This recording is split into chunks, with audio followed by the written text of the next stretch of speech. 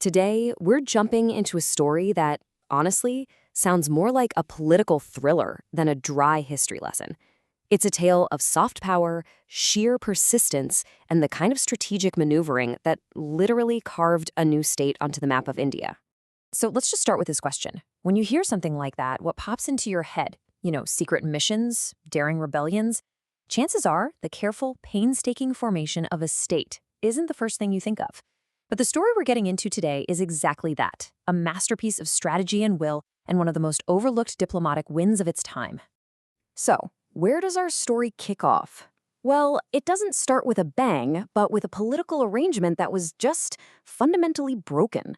It was called the province of Bihar, Odisha, and it was pretty much a textbook example of a failed marriage arranged by colonial rulers. And this right here illustrates the whole problem perfectly. On one side, you have the British view, a simple marriage of convenience. Let's just smash these two regions together, makes our paperwork easier, right? But on the ground, the reality was a complete and total administrative mismatch. It was an arrangement that was stifling the Odia people's cultural identity and making good governance pretty much impossible. The thing is, the logic for splitting them up was so strong, so undeniable, that even the British themselves had to admit it. A subcommittee of the Simon Commission went on record, formally saying there was an administrative mismatch. And just like that, the idea of creating a separate state for Odisha was officially on the British agenda. The door had just been cracked open. But here's the thing. An idea on an agenda doesn't just magically create a state. For that, you need a champion. You need somebody who's willing to fight for it. And in this story, a true lion emerges.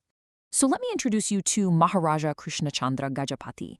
Now, you have to understand, at this time, the entire country, the whole mainstream nationalist movement, was boycotting the Simon Commission.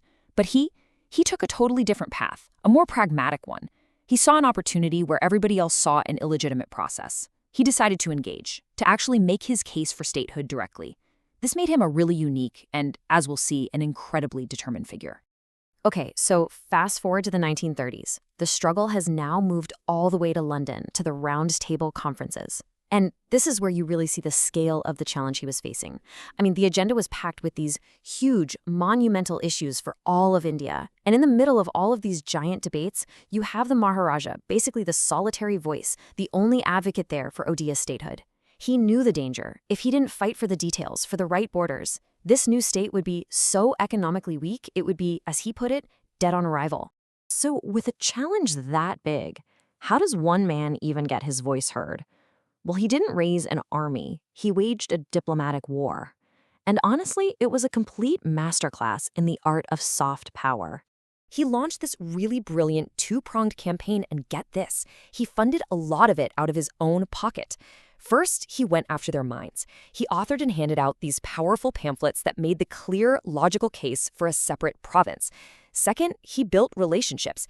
He was hosting these grand dinners for influential British MPs, even the Secretary of State, winning people over with reason and, well, charm. And all the while, he was battling fierce opposition from other provinces that definitely did not want to give up any of their territory. And you've got to understand, this was not a quick fight. This timeline shows his relentless effort. We're talking about a decade of his life. From that very first presentation to the Simon Commission, to being that lone voice at the Round Table Conferences, and then having to go back to London again in 1934 for one last critical push. This was a marathon for sure, not a sprint. So after all that work, it finally looked like victory was in sight. But the British came back with a proposal that was, well, it was basically an insult. And this leads us to the most dramatic moment in the whole story, a real all-or-nothing gamble. The state they proposed was just a shadow of what he had fought for. The map they drew up left out really important territories. And in what had to be a deeply personal blow, it didn't even include his own home, Parliakamandi. So in his eyes, this wasn't a compromise at all. It was a mutilated province. So the critical moment is what he did next. Faced with this take-or-leave-it offer, he staked an entire decade of work on one powerful statement. I would rather have no province than a mutilated one. Just imagine the courage that took, to risk absolutely everything, to be willing to walk away with nothing rather than accept a hollow victory. And his incredible gamble? it paid off. His stubborn, principled refusal to compromise actually forced the British back to the drawing board. His act of defiance made them redraw the map.